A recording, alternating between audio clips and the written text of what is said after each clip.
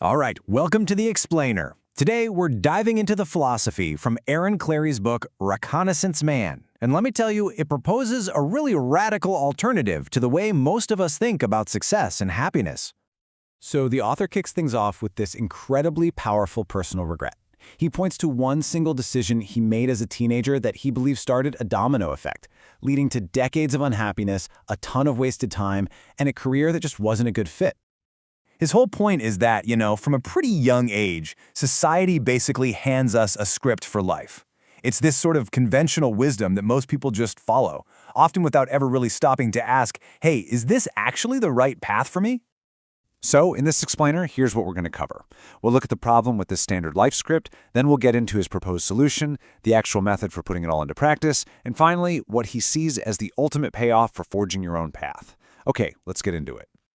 So, first up, what is this flawed life script he's talking about? Well, chances are it's going to sound really familiar. Yeah, this is it. According to the book, this is the plan that's just hammered into our heads. Graduate high school, go straight to college, pick a career, buy a house, start a family, and then, retire at 65.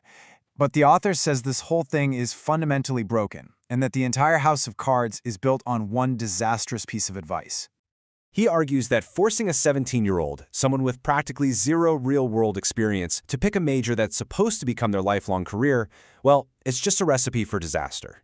It's a massive gamble, and the odds are not in your favor. And for the author, this wasn't some abstract theory. It had a real price tag. First up, there was the $20,000 for a degree he never even really used.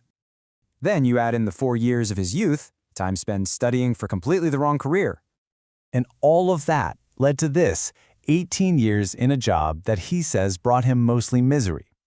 He makes the case that this entire chain of regret starts from that one bad decision, and that there's a much smarter way to begin your adult life. Okay, so let's get to the author's alternative, this philosophy of reconnaissance. What does that actually mean? The core idea here is simple, but it's really powerful. It's about investing a few years before you make any huge life commitments to just gather intelligence. Not just about careers, but about who you are and, crucially, about the world around you. Now, this approach isn't about avoiding responsibility. He argues it's about being truly responsible. The whole point is to stop yourself from wasting decades of your one and only life, not to mention hundreds of thousands of dollars, by making really informed decisions right from the get-go. Central to this whole philosophy is answering 3 critical questions. Questions that, let's be honest, every single one of us has to figure out eventually. The book says these are the absolute essentials. You have to answer them to build a life plan that actually works for you. Seems pretty straightforward, right? Well, here's the big twist in the author's thinking.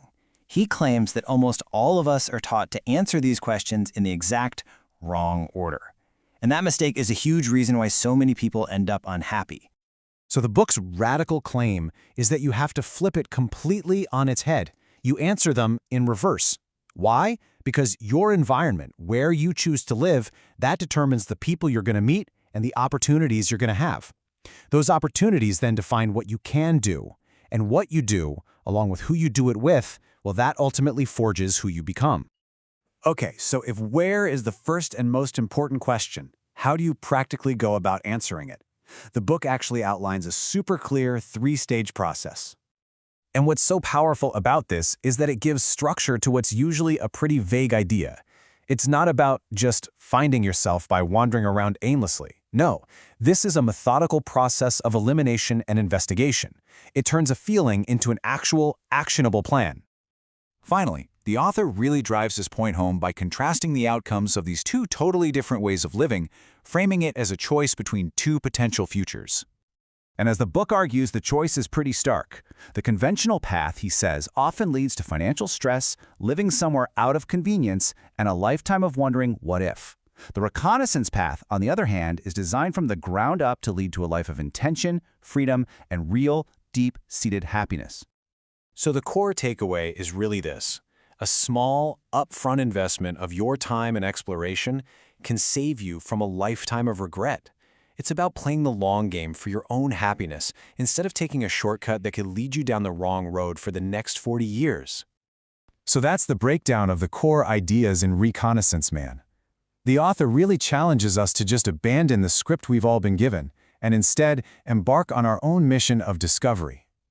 And it leaves us with a final, provocative thought to consider in our own lives.